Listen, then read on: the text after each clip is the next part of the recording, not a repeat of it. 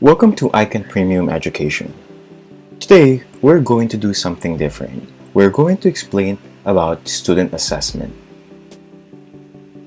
We always encounter students with weak study skills and shallow schema. Of course, we want to address this kind of problems with our students, and so we have come up with ways in order for us to solve this through a feature that we call study power assessment. So basically, we will be grading a student on some attributes and components that will tell us how to address the student's behavior and study power. Here, I will present to you an example of an assessment so that you can have an idea on how ICAN addresses the problems of the students. This is important in order for us to solve many problems that the teachers are facing when handling students. The first step is we actually scan the students by assessing its classroom behavior and overall school performance. That is through classes. And then we will analyze each of these components in order for us to know how well the student is behaving, and the teacher will then make necessary adjustments to fix it. So let's begin with this sample that we prepared. We will have the picture of a student for us to identify who the student we are dealing with. Of course, this document can be publicly shared depending on the request of the parent. We will provide the student's name, the age, and of course the grade of the student right here. We will also be including the educational background of the student. So if a student is a college student, the course and the university, the dates.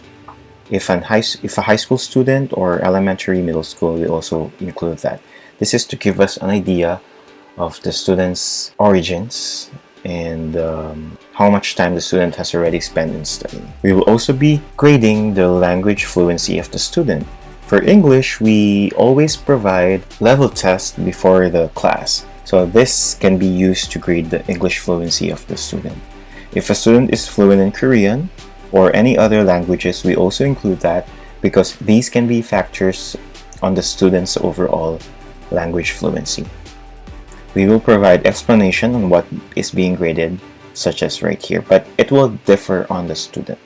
The profile will include a brief introduction on the student, what is the general information that we have on the student to help in this assessment. So if a student has, let's say, great knowledge in speaking, in speech, in debate, then we include that here. If a student is well known to be a champion reader, then we also include that here. So the most important part will have to come from skills. We have two categories under this, so we divided them into study power and behavior. For study power, it can differ depending on the subject the student is taking, but here are some examples. Decision-making, problem-solving, literary algorithm, inference, and questioning strategy. For decision-making, we are going to see how well the student can make decisions, if the student is using or exerting everything he or she can in order to make a good decision.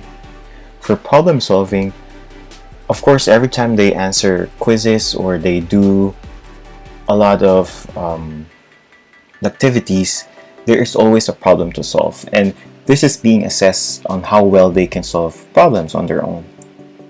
Literary algorithm is by using systematic procedures such as algorithms and outlining in order for them to create a structure, a well-written structure of whatever they want to present.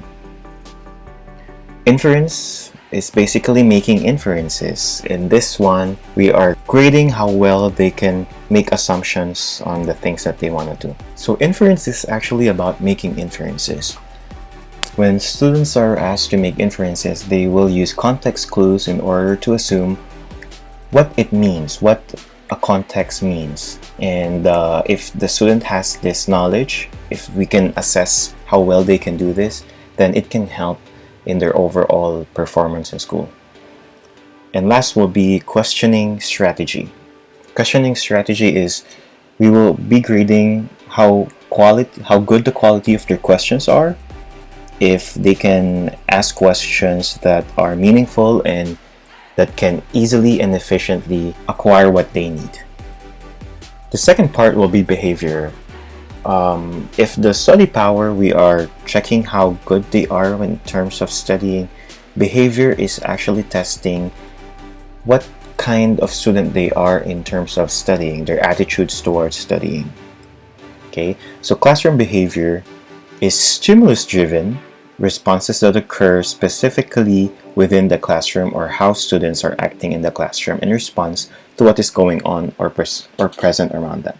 So participation, we will be grading if they are providing feedback, if they are responding to the questions, if they are doing the activities.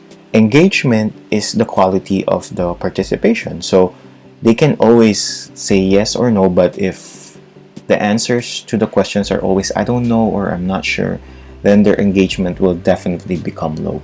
Listening is we are always constantly testing for how well they respond to our questions. We are checking if they are understanding, so that will be part of the behavior comprehension.